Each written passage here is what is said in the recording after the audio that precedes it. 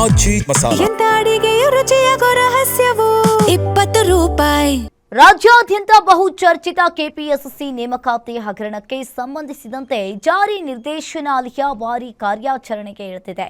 ಅಕ್ರಮ ಹಣ ವರ್ಗಾವಣೆ ಮತ್ತು ಲಂಚ ಪ್ರಕರಣದ ಜಾಡು ಹಿಡಿದು ಹೊರಟಿರುವ ಇಡಿ ಅಧಿಕಾರಿಗಳು ಇಂದು ಬೆಳಗಿನ ಜಾವವೇ ಕೆಪಿಎಸ್ಸಿ ಮಾಜಿ ಅಧ್ಯಕ್ಷ ಶಿವಶಂಕರಪ್ಪ ಸಾಹುಕಾರ್ ಮನೆ ಸೇರಿದಂತೆ ಭಾರೀ ದೊಡ್ಡ ಮಟ್ಟದ ರೇಡ್ ನಡೆಸಿದ್ದಾರೆ.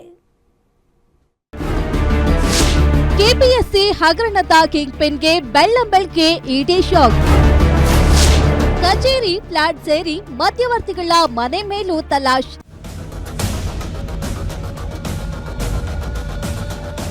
ನೀಟ್ ಬಳಿಕ ರಾಷ್ಟ್ರಾದ್ಯಂತ ಸದ್ದು ಮಾಡಿದ್ದು ಕೆಪಿಎಸ್ಸಿ ಹಗರಣ.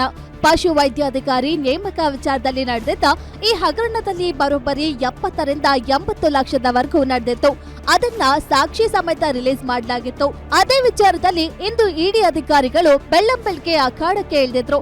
ಅದರಲ್ಲೂ ಕೆಪಿಎಸ್ಸಿ ಅಧ್ಯಕ್ಷರಾಗಿದ್ದ ಶಿವಶಂಕರಪ್ಪ ಮನೆಯಲ್ಲಿ ಫುಲ್ ಜಾಲಾಡಿದ್ದಾರೆ.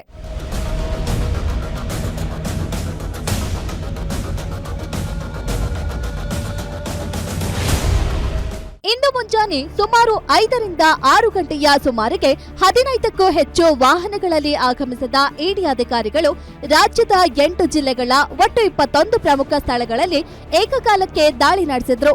ಅದರಲ್ಲೂ ಕೆಪಿಎಸ್ಸಿ ಕಚೇರಿ ಸೇರಿದಂತೆ ಮಾಜಿ ಅಧ್ಯಕ್ಷ ಶಿವಶಂಕರಪ್ಪ ಸಾಹುಕಾರ್ ಫ್ಲಾಟ್, ಹಾಲಿ ಸದಸ್ಯೆ ಶಾಂತಾ ಹೊಸಮನಿ ನಿವಾಸ ಹಾಗೂ ಮಧ್ಯವರ್ತಿಗಳ ಮನೆಗಳ ಮೇಲೆ ಅಧಿಕಾರಿಗಳು ದಾಳಿ ನಡೆಸಿ ಪ್ರಮುಖ ದಾಖಲೆಗಳ ಶೋಧ ಕಾರ್ಯ ನಡೆಸಿದ್ರು.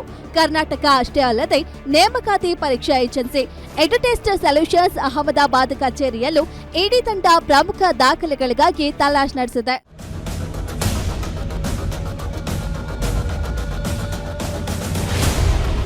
ಪಶು ವೈದ್ಯಾಧಿಕಾರಿ ಹುದ್ದೆಗೆ ಆಯ್ಕೆಯಾದ ಅಭ್ಯರ್ಥಿಗಳಿಂದ ತಲಾ 70 ರಿಂದ 80 ಲಕ್ಷ ಲಂಚ ಪಡೆದಿರುವ ಗಂಭೀರ ಆರೋಪ ಕೇಳಿ ಬಂದಿತ್ತು.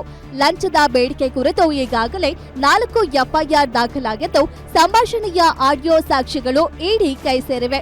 ಪ್ರಶ್ನೆ ಪತ್ರಿಕೆ ಸೋರಿಕೆ, OMR ಉತ್ತರ ಪತ್ರಿಕೆ ತಿರುಚುವುದು ಹಾಗೂ ಅಧಿಕಾರಿಗಳ ಸಂಬಂಧಿಕರಿಗೆ ಅಕ್ರಮವಾಗಿ ಅನುಕೂಲ ಮಾಡಿಕೊಟ್ಟಿರುವ ಬಗ್ಗೆ ಇಡಿ ತನಿಖೆ ಚುರುಕುಗೊಳಿಸಿದೆ.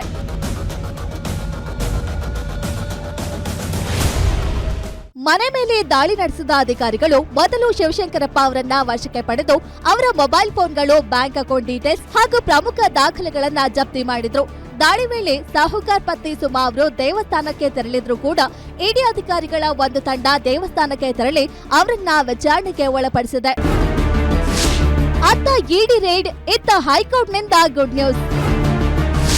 ಕೆಪಿಎಸ್ಸಿ ಅಧ್ಯಕ್ಷ ಸ್ಥಾನಕ್ಕೆ ಶಿವಶಂಕರಪ್ಪ ಸಾಹುಕಾರ್ ಮರು ನೇಮಕ.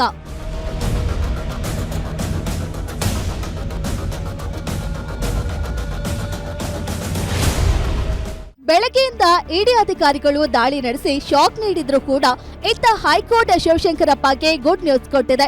ಕೆಪಿಎಸ್ಸಿ ಅಧ್ಯಕ್ಷ ಸ್ಥಾನಕ್ಕೆ ಸಾಹುಕಾರ್ ಮರು ನೇಮಕಕ್ಕೆ ಆದೇಶಿಸಿದ್ದು, ರಾಜ್ಯಪಾಲರು ಹೊರಡಿಸಿದ್ದ ಅಮಾನತು ಆದೇಶ ರದ್ದುಗೊಳಿಸಲಾಗಿದೆ.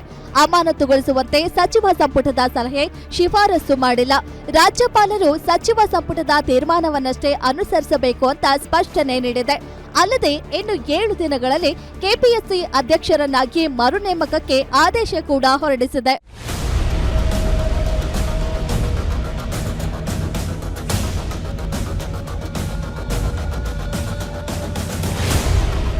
ಇನ್ನು ಬೆಂಗಳೂರು ಅಷ್ಟೇ ಅಲ್ಲ, ಹಾಸನ, ಚಿತ್ರದುರ್ಗ, ದಾವಣಗೆರೆ, ರಾಯಚೂರು, ಕಾರವಾರ, ಕಲಬುರಗಿ ಮತ್ತು ಬೆಳಗಾವಿಯಲ್ಲೂ ಇಡಿ ರೇಡ್ ಮಾಡಿದ್ದು ತನಿಖೆ ತೀವ್ರಗೊಂಡಿದೆ. ಪಿಎಂಎಲ್ಎ ಕಾಯ್ದೆ ಅಡಿ ಪ್ರಕರಣ ದಾಖಲಿಸಿಕೊಂಡಿರುವ ಇಡಿ ಅಕ್ರಮ ಹಣದ ಮೂಲ ಹಾಗೂ ಅದನ್ನ ಇಟ್ಟಿರುವ ರಹಸ್ಯ ಸ್ಥಳಗಳ ಶೋಧ ಮುಂದುವರೆಸಿದೆ. ಶಿವಶಂಕರಪ್ಪ ಅವರ ಅವಧಿಯಲ್ಲಿ ಸಹಿ ಹಾಕಿದ ದಾಖಲೆಗಳು ಮತ್ತು ಸಿಬ್ಬಂದಿಗಳ ವಿಚಾರಣೆ ನಡೆದಿದ್ದು, ಈ ಹಗರಣದಲ್ಲಿ ಇನ್ಯಾರ ತಲೆದಂಡವಾಗಲಿದೆ ಎಂಬುದನ್ನು ಕಾದು ನೋಡಬೇಕಿದೆ. Ajay Kumar, crime bureau, guarantee news, Bengaluru.